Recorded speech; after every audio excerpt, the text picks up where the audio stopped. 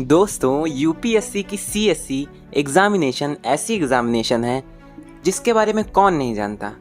पूरे देश भर में लगभग 10 से 12 लाख विद्यार्थी हर साल इस परीक्षा का फॉर्म भरते हैं और ज़ोरों शोरों से इसकी तैयारी करते हैं, इस उम्मीद में कि अगले साल उनका सिलेक्शन ज़रूर होगा। मगर अफसोस, इन लाखों विद्यार्थियों के बीच में केवल कुछ हज़ार विद्यार्थी ही सेलेक्ट हो पाते हैं। अब बात यहाँ पे ये आती है कि ये हज़ार विद्यार्थी अपनी तैयारी को किस तरह से करते हैं कि ये लाखों विद्यार्थियों के बीच में सिलेक्शन निकाल ले जाते हैं। दोस्तों, इस देश में काफ़ी विद्यार्थी ऐसे भी हैं जो यूपीएससी सीएससी एग्ज़ामिनेशन की तैयारी करना तो चाहते हैं, लेकिन उन्हें पता नहीं रहता कि कहाँ से शुरू करें, कैसी तैयारी करनी है हमें और कितने टाइम में करनी है। तो दोस्तों, आज हम अपने इस वीडियो में कुछ इन्हीं बातों को डिस्कस करने जा रहे हैं।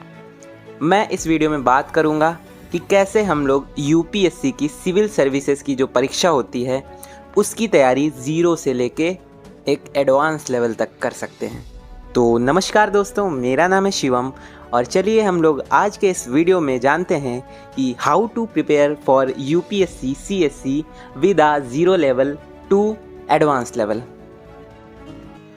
तो दोस्तों, इस पूरी तैयारी को मैंने 7 चरणों या फिर फेज़ों में बांटा है, जिस पे फर्स्ट फेज़ से लेके 7 फेज़ को फॉलो करके आप अपनी पूरी तैयारी को कंप्लीट कर सकते हैं। और हाँ दोस्तों, अगर आप चाहें तो इस पूरे चार्ट में फर्स्ट टू 7 फेज़ के बीच में आप अपने हिसाब से छोटे मोटे फेर बदल कर सकते हैं या फिर चेंजेस कर सकते हैं।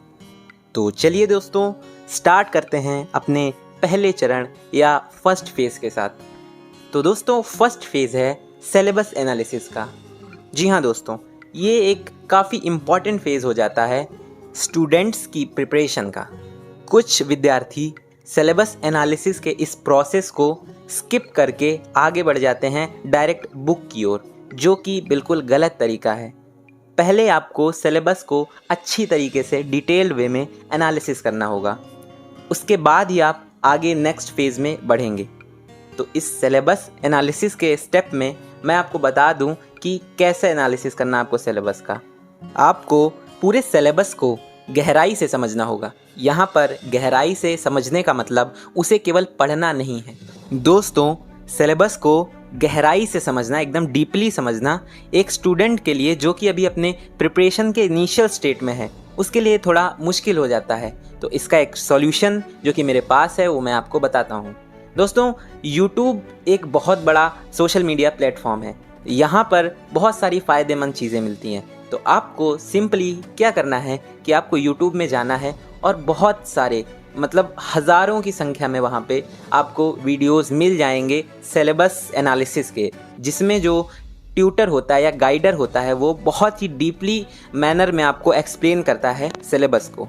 तो आप वहाँ से जाके 2-3 वीडियो आराम से देखिए, उसके बाद फिर जाके अपने से उस सिलेबस को लेके रीडिंग करिए। 1-2 बार रीडिंग करेंगे आप तो आपको पूरा सिलेबस अच्छे से समझ में आ जाएगा। तो इस पूरे प्रोसेस को आराम से 4-5 दिन दीजिए सिलेबस एनालिसिस के लिए, तभी आप नेक्स्ट फेज़ में बढ़िए, आपके लिए ज़्यादा फ़ायदेमंद होगा। दोस्तों, अब आते हैं अपने नेक्स्ट फेज़ जो कि होने वाला है PYQs, प्रीवियस ईयर क्वेश्चंस।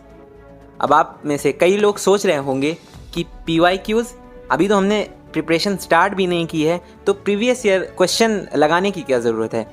तो फ्रेंड्स, यहाँ पे आपको प्रीवियस ईयर क्वेश्चंस लगाने नहीं हैं, जस्ट रीड करने हैं। इससे आपको फ़ायदा ये होगा कि आप एक अप्रोच समझ पाएंगे कि क्वेश्चंस जो है वो कैसे आते हैं और आपको कैसे उन्हें टैकल करना है।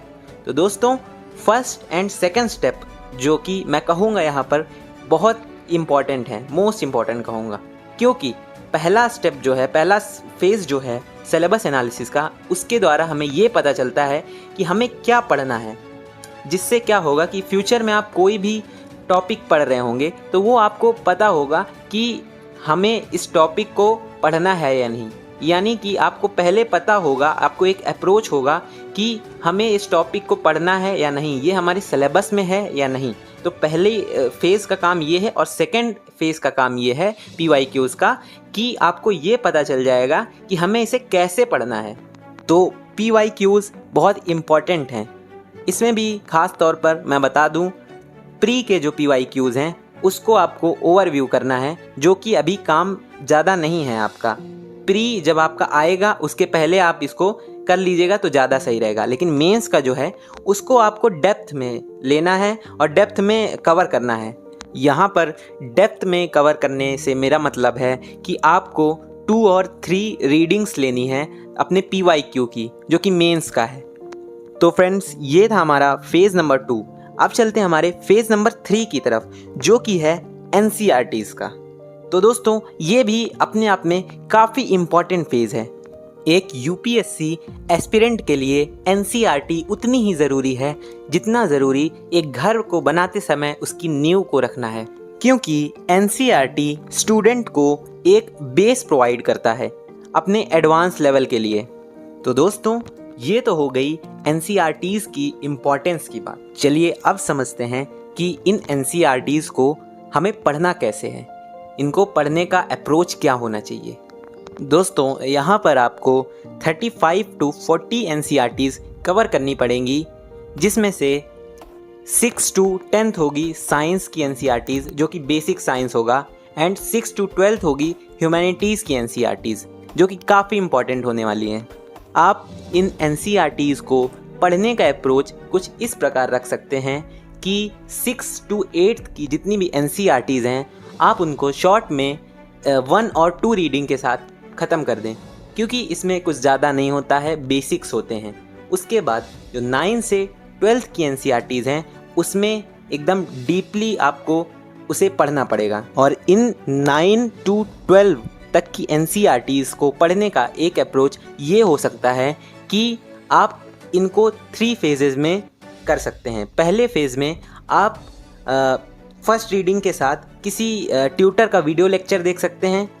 उसके बाद सेकंड फेज़ में आप सेकंड रीडिंग अपने खुद से कर सकते हैं, और थर्ड फेज़ में रीडिंग के साथ साथ शॉर्ट नोट्स बनाने हैं, क्योंकि फर्स्ट फेज़ में अगर आप नोट्स बनाएंगे वीडियो लेक्चर के साथ साथ या फर्स्ट रीडिंग के साथ साथ नोट्स बनाते हैं तो फिर आपको सारी चीज़ें इंपॉर्टेंट लगती है। इसीलिए थर्ड रीडिंग तक आते आते आपको पता चल जाएगा कि क्या इम्पॉर्टेंट है, इसीलिए आप केवल जो इम्पॉर्टेंट है उसी की नोट्स बनाएंगे।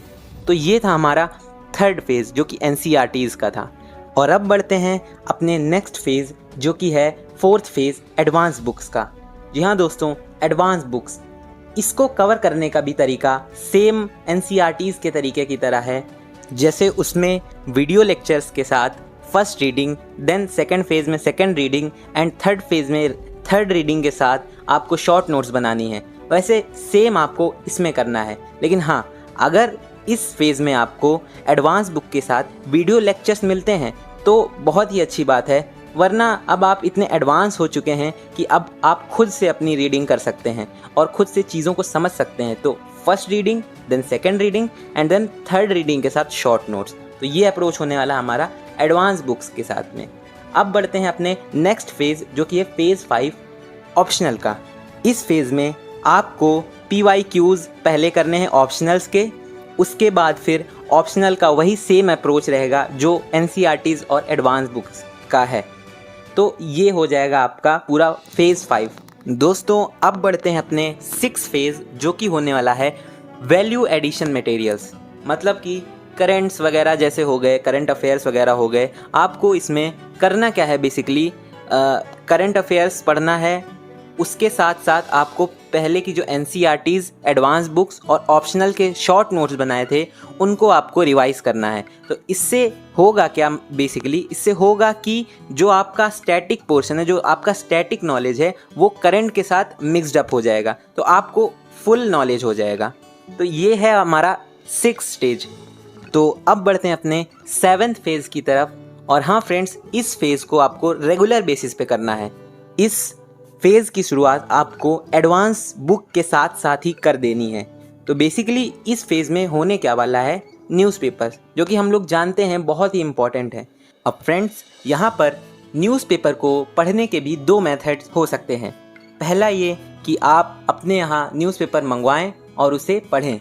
और दूसरा ये कि आप सिंपल न्यूज़पेपर की एनालिसिस कर लें यूट्यूब पर, जो कि ज़्यादा सही होगा। अगेन वहाँ पर बहुत ही अच्छे ट्यूटर और जो एक्सप्लेनर होते हैं वो आपको समझाते हैं, तो आपको ज़्यादा अच्छे से समझ में आता है।